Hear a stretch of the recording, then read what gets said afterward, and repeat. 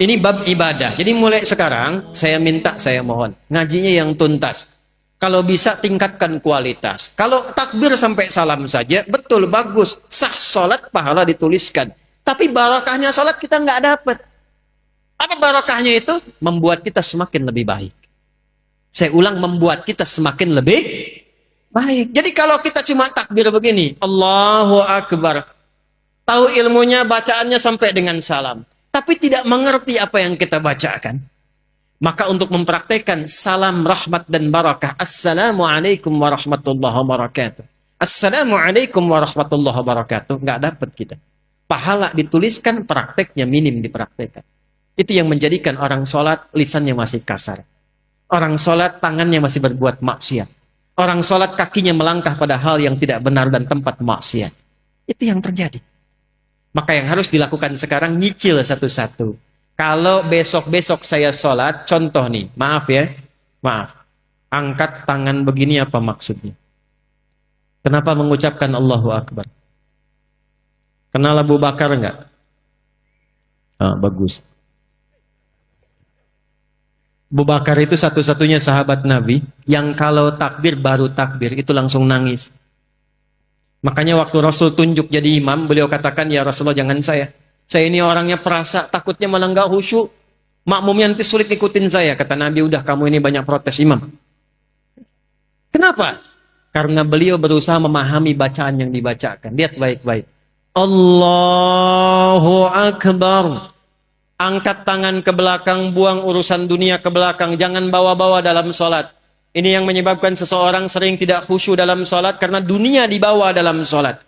Lisannya Allahu Akbar, tapi maaf dalam sholatnya handphone Hu Akbar.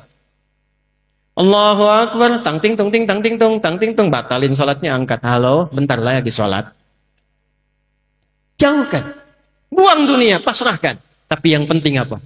Anda, saya, kita berikrar dalam sholat, ya Allah, hanya Engkau yang paling agung, yang aku agungkan. Tapi dalam kehidupan bahkan sebelum sholat, kadang aku merasa agung dibanding yang lain. Sombong dibanding orang lain. Merasa paling berilmu. Merasa paling punya uang. Merasa paling punya kedudukan. Padahal dalam sholat pun bisa Engkau wafatkan saat ini. Ya Allah, aku taubat. Ya Allah, aku taubat. Makanya setelah takbir langsung dia mengatakan, Allahumma ba'id baini wa baina khatayaya kama ba'adta bainal masyriqi wal... Nah, ya kecil di ujung khataya.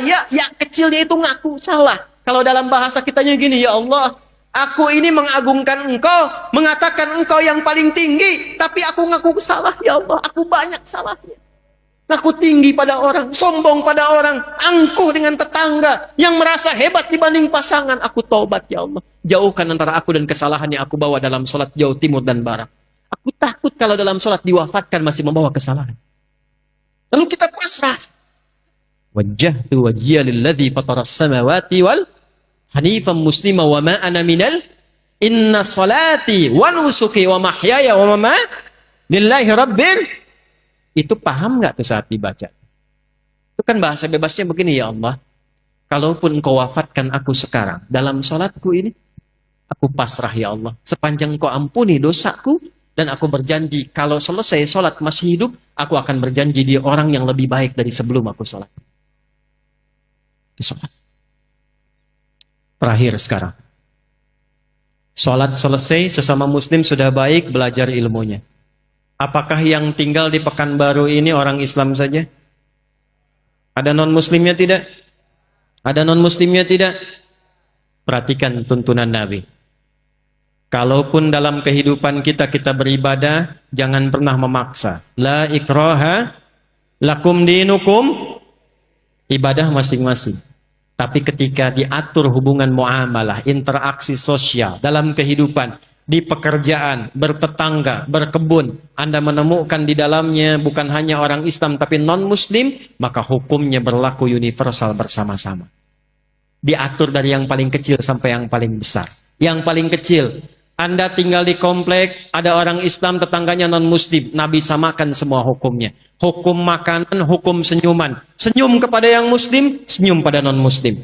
Anda ketemu tetangga yang muslim senyum, yang non-muslim nggak senyum. Kok nggak senyum, Pak? Maaf ya, ibu kafir sih. Oh, Masya Allah. Itu dicatat oleh malaikat dosa tuh. Senyum Anda pada orang Islam harus sama dengan senyum Anda pada non-Muslim. Jika ke orang Islam senyumnya 100%, pada non-Muslim senyumnya 100%. Izin komandan. Hati-hati nih. Di TNI, di Polri, Jati, di pengadilan, mohon izin.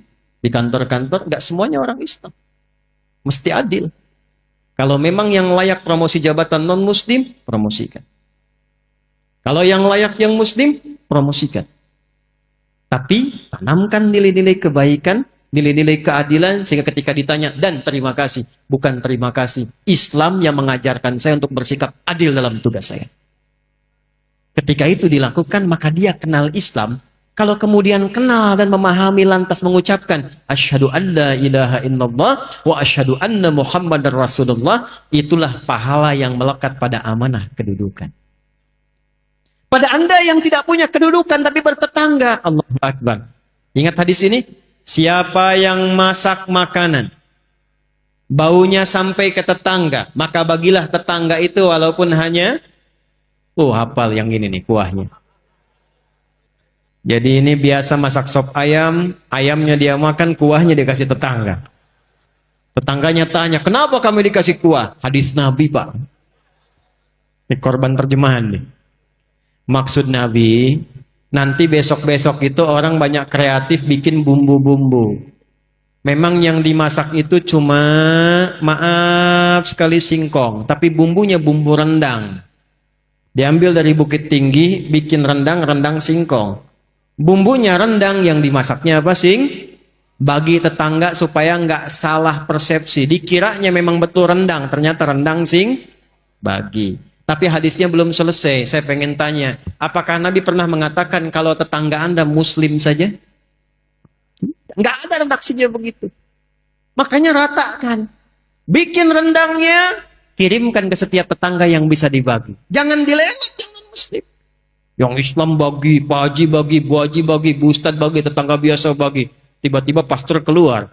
Pak, kayaknya enak rendangnya. Emang sih, Bapak sih salah, tokoh kafir. Enggak boleh. Dosa tuh. Itu ahli-ahli dapat pahala, langsung tulis dosa. Coret. Datangi, ketuk rumahnya. Selamat pagi. Ada apa Pak Haji? Ini ada rezeki. Nih, ada satu panci rendang. Oh, Pak Haji baik sekali. Bukan baik. Nabi Muhammad yang mengajarkan saya untuk berbagi. Kenalkan nama Nabi Muhammad. Besok-besok saat dia mengembalikan panci, udah bisa salam. Assalamualaikum Pak Haji. Tuh. Padahal Anda aja haji belum, gitu kan? Ajarkan aja enggak. Udah Assalamualaikum dan didoakan. Assalamualaikum Pak Haji.